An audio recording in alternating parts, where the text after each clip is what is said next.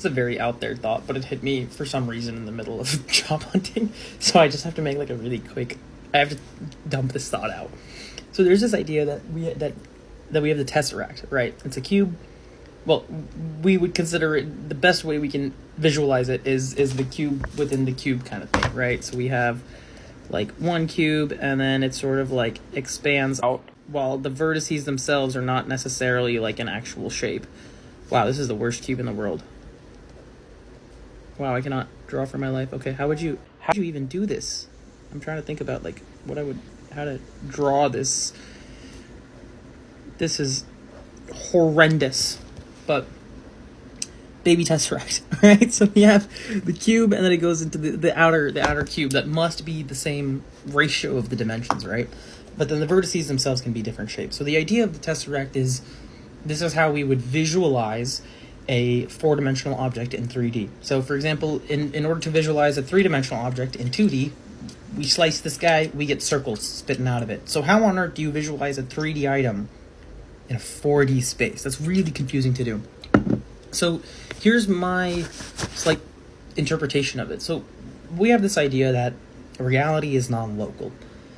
Now, the other one that I think about is when I think about like circadian rhythm disorders, and when we talk about like the pineal gland is often considered very significant in consciousness discussions, and when we talk about achieving or transcending into a different state of consciousness, it requires sort of leveraging what the pineal gland offers for your body, and then having some way to attach intention to that.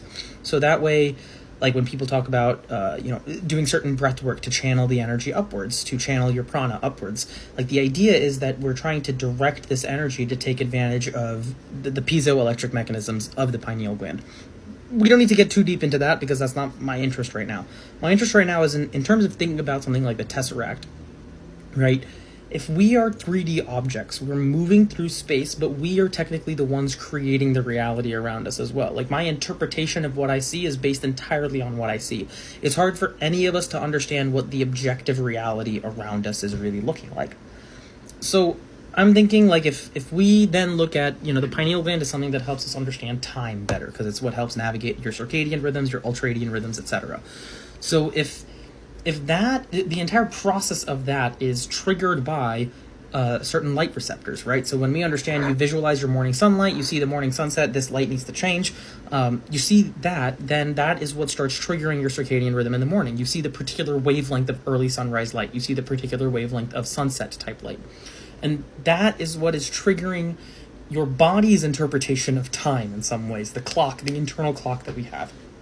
So if you are constantly moving through like this etherous space, right? Because technically, I don't know how to define base reality around me, because you will have a different impression of it, I will have a different impression of it. We just agree on a lot of what's going on. But technically, if it's non-local, then it is only local to you. There's no sort of base reality we're always necessarily interacting with. So when I think if you're moving through space, you're moving through time in some ways, right? Every time you move, you are really moving through time as well.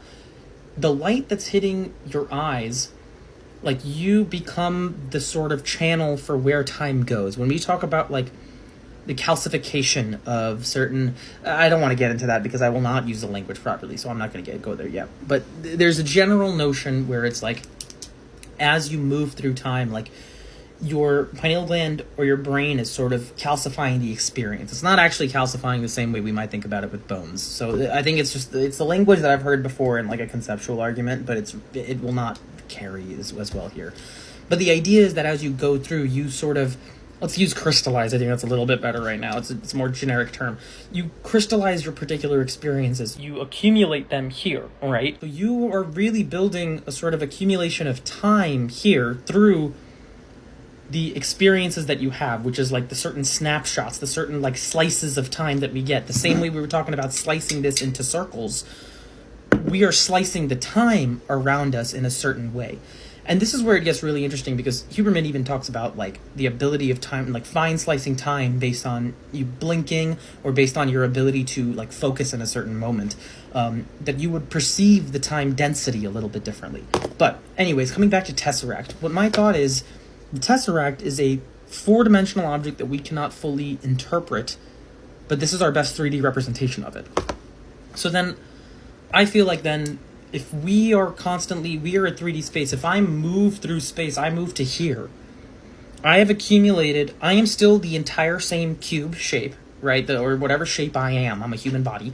I am still the same shape, but I have now moved into a different state of space and time, technically, relatively around me. But my shape has stayed the same. But what's really happened is that I've accumulated the fractional experience of I have moved here. Or in this case, if I choose to take this, the difference between me now and me now is mostly the same in terms of what I'm interacting with, what makes up all of the 3D items that I'm interacting with. But what's changed is what is the process of the time that I've had and the experiences that have accumulated in between that.